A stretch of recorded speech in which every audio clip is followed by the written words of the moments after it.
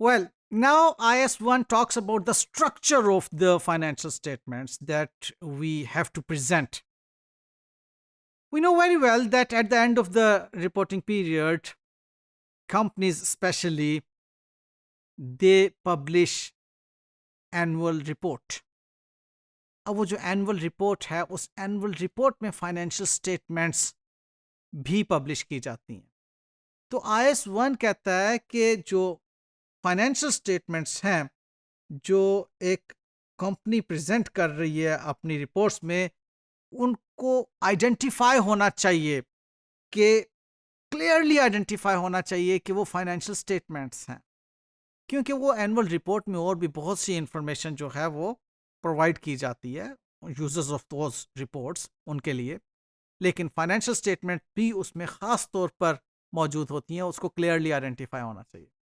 Well, यहाँ पर एक बात मैं आपसे पहले डिस्कस कर लूँ कि हम IS1 पढ़ रहे हैं, IS1 की बातें preparation and presentation of financial statement से रिलेटेड पढ़ रहे हैं. अब यहाँ पर स्पेसिफिकली इस मॉड्यूल में और इससे अगले मॉड्यूल में हम कंपनी को फोकस करेंगे. A company style of business. We know very well there is a sole proprietorship style of business. There is a partnership style of business and there is a company style of business. तो जो company style of business है उसको हम अब focus करते हुए जब इस IS1 के पार्ट को सीखेंगे तो ज्यादा अच्छा समझ आएगा. बल्कि इसको मैं आगे जाके नेक्स्ट मॉड्यूल में ब्लेंड करूंगा पाकिस्तान के रिपोर्टिंग रिक्वायरमेंट के साथ. तब हम IS1 की पाकिस्तान में जो रिपोर्टिंग रिक्वायरमेंट्स हैं उसके साथ देखेंगे कि ब्लेंड बन के क्या बात समझ में आती है. तो यूं अपने जहन में रखिए कि what we are in fact discussing right now is about the financial statements of a company style of business. तो जो कंपनी स्टाइल ऑफ बिजनेस है उसके जो कंपोनेंट्स ऑफ फाइनेंशियल स्टेटमेंट्स हैं, we know very well, we have discussed in an earlier module as well कि statement of financial position, जिसको हम balance sheet भी कहते हैं, it is one of the components of financial statements.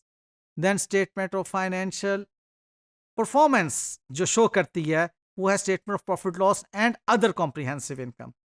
अच्छा, अब यहां पर statement of profit loss and other comprehensive income में ये बात ज़हन में रख लीजिए कि इनको हम दो अलग अलग स्टेटमेंट के तौर पर भी प्रेजेंट कर सकते हैं, यानी कि स्टेटमेंट ऑफ प्रॉफिट लॉस अलग से और statement of other comprehensive income अलग से, और इनको हम इकट्ठा भी प्रेजेंट कर सकते हैं, statement of profit loss and other comprehensive income. Alright, तो बहरहाल यहाँ पर मैं उसको एक ही कंपोनेंट के तौर पर डिस्कस करूंगा. One is statement of financial position, the second one is statement of profit loss and other comprehensive income. Then comes statement of changes in equity, and then statement of cash flows, and then the notes.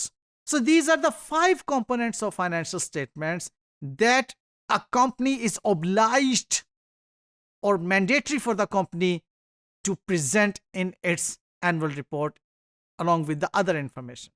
Okay, clearly ये identify होना चाहिए.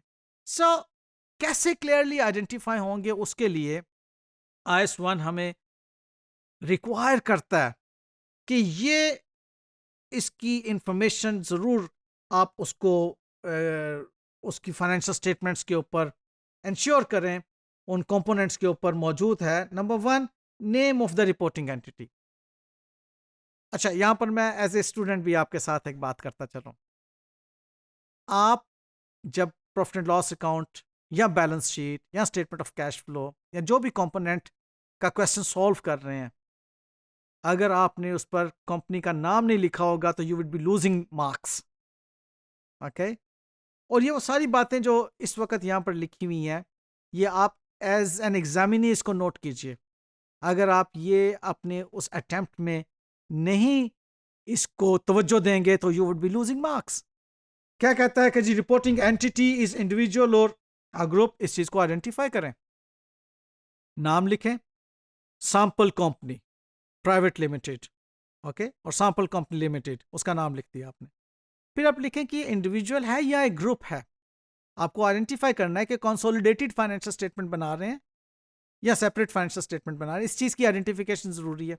Means normally जब consolidated बना रहे हो तो हम लिखते हैं कि कंसोलिडेटेड ये स्टेटमेंट ऑफ प्रॉफिट और लॉस है या जो भी है.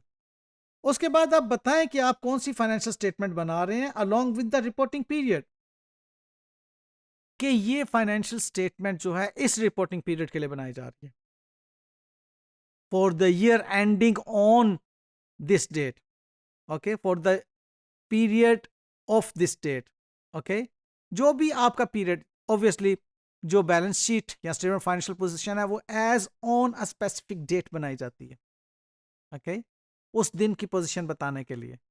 और जो स्टेटमेंट प्रॉफिट लॉस है फॉर द पीरियड बनाई जाती है, जो स्टेटमेंट ऑफ कैश फ्लोज है फॉर द पीरियड बनाई जाती हैं, ठीक है। तो आपको रिपोर्टिंग पीरियड या रिपोर्टिंग डेट जो है वो बताना होगी लाजमी। देन प्रेजेंटेशन करेंसी बहुत इंपॉर्टेंट है स्टूडेंट्स पॉइंट ऑफ व्यू से भी।